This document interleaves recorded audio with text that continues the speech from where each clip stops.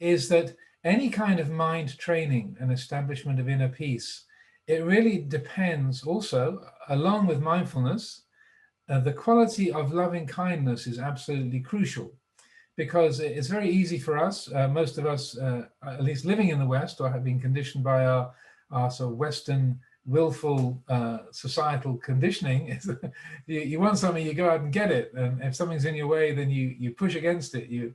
Uh, you find yourself very easily contending with life and contending against the way things are to get what you want. And so with that combative or contentious or willful kind of attitude, which can do many useful things in the world, granted, but if we work with our minds with that sort of willful, contentious attitude, then our meditation turns into a battleground. And so that if you are trying to train the mind with, say, with an attitude of fighting against your distracted thoughts, or fighting against the limitations of the body, you want to be able to sit in the full lotus, and your body won't obey, so that you make the kind of effort in a willful or a demanding or a very idealistic attitude is brought to it, then our meditation, far from leading towards peace,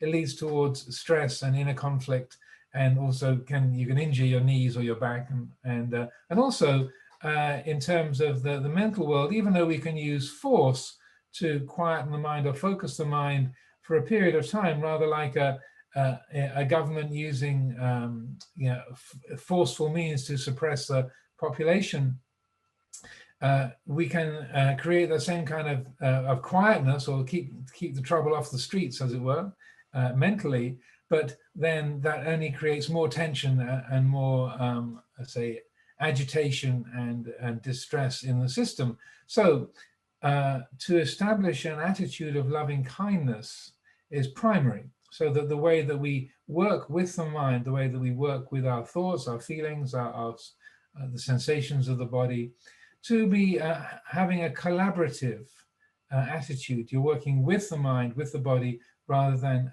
against it. And so that this is a theme I'll probably develop a little bit during the session today. But I feel it's very important to establish that kind of friendly, kindly, collaborative attitude in the way that we work with our thoughts and feelings. Rather like if you're, looking after a young child, or teaching a young child how to write the alphabet.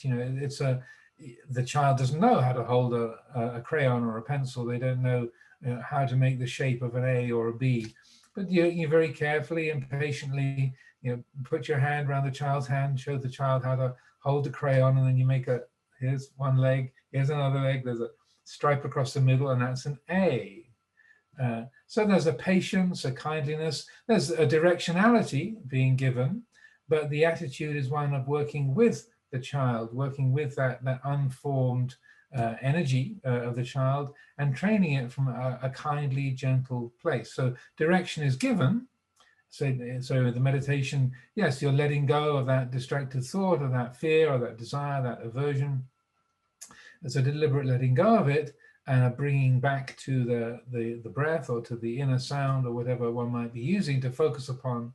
But the means then matches the end. And this is a very central principle of the Buddha's teaching and Buddhist practice, is the means and the end are unified. So that rather than the old political philosophy of the end justifies the means, the Buddha's approach was a bit different, saying if you have a peaceful means, then you can arrive at a peaceful end, a peaceful result. If you use a contentious, combative, and stressful means, you will have a stressful and combative, disharmonious result. The end will be discordant, that the cause and the effect match each other, the means and the end match each other. So in establishing peace, we need to work with a peaceful attitude, so that the work that is necessary is being done, but it is being done from a kindly and a heart based on benevolence and well-wishing and kindness, rather than a forceful and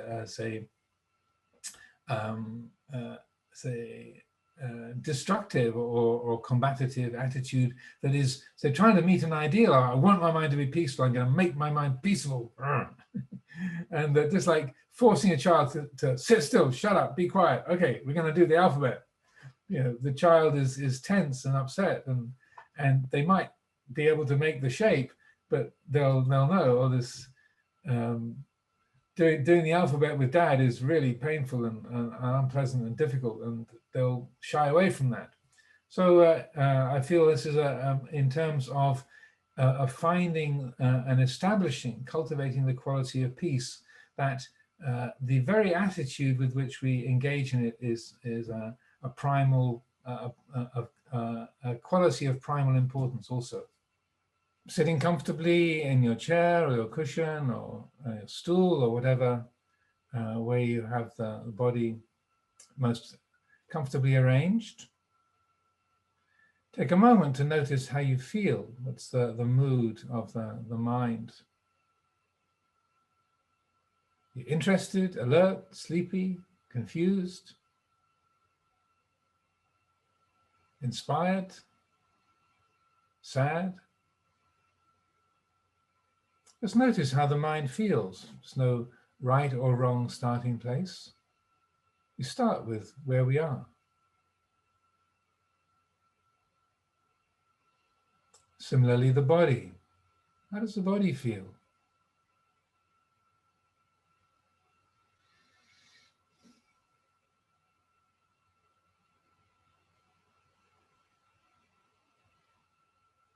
Warm, cool, heavy, light, comfortable, uncomfortable, somewhere in the middle. It's taking a moment to notice how the body feels. Here it is. It's like this.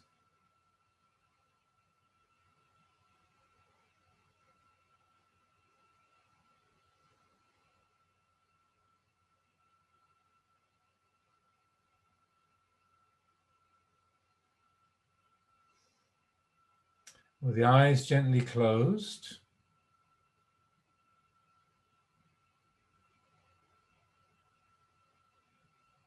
bringing attention then into the body and feeling the presence of your spine,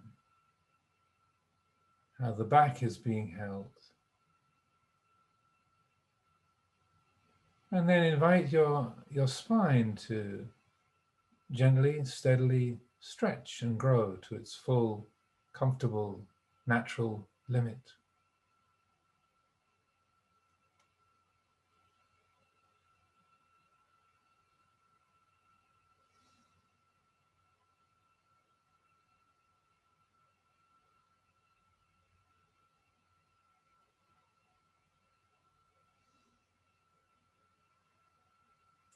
And the spine is the central column, like the axis of our physical being.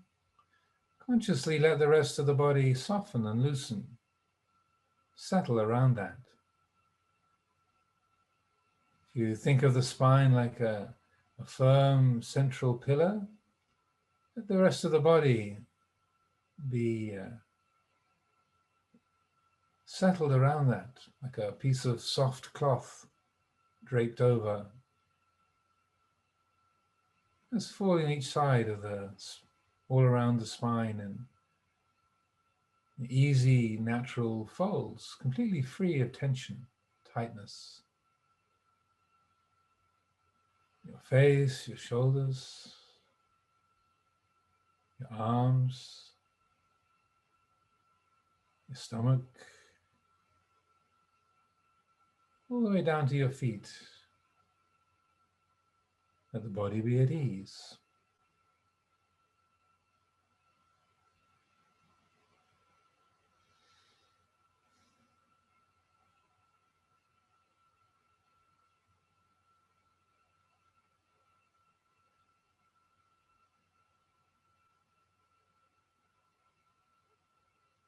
Then bringing attention to the feeling of the breath.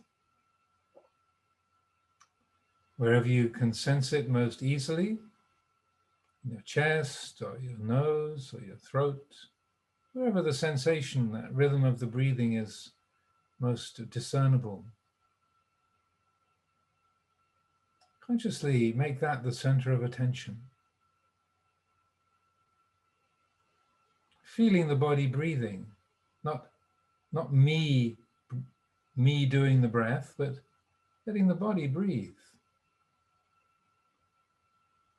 And there's simply being an awareness, letting the awareness rest upon the breath, like a long-legged fly settled on the surface of a pond.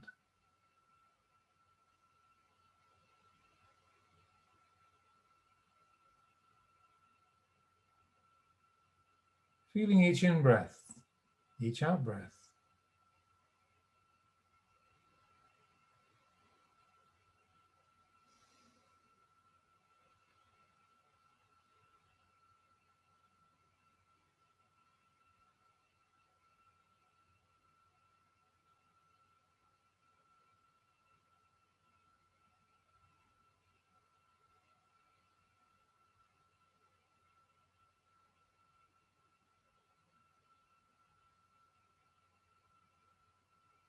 And whenever the attention strays, gets caught by a thought, a sound,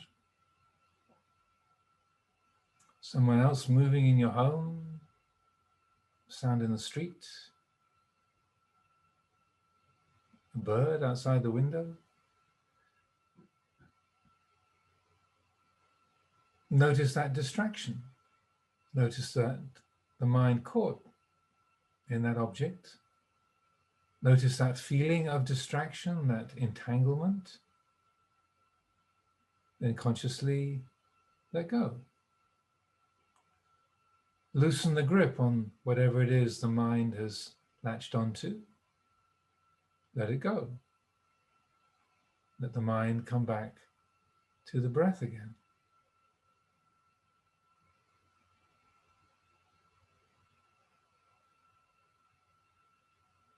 The body choose its own pace, shallow, deep, short, long.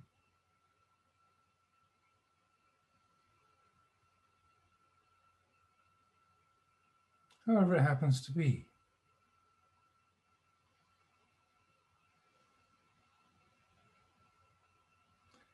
Just like the wind in the trees. Breath comes and goes. No matter how many times the attention drifts and wanders, moves here and there, patiently, gently, with great kindness,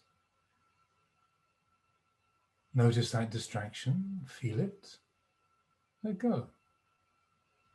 Come back to the breath, coming back to reality. Notice what it feels like when that letting go happens. Coming out of the dream or that entangled, attached state. Loosening the grip, waking up. Notice how that feels.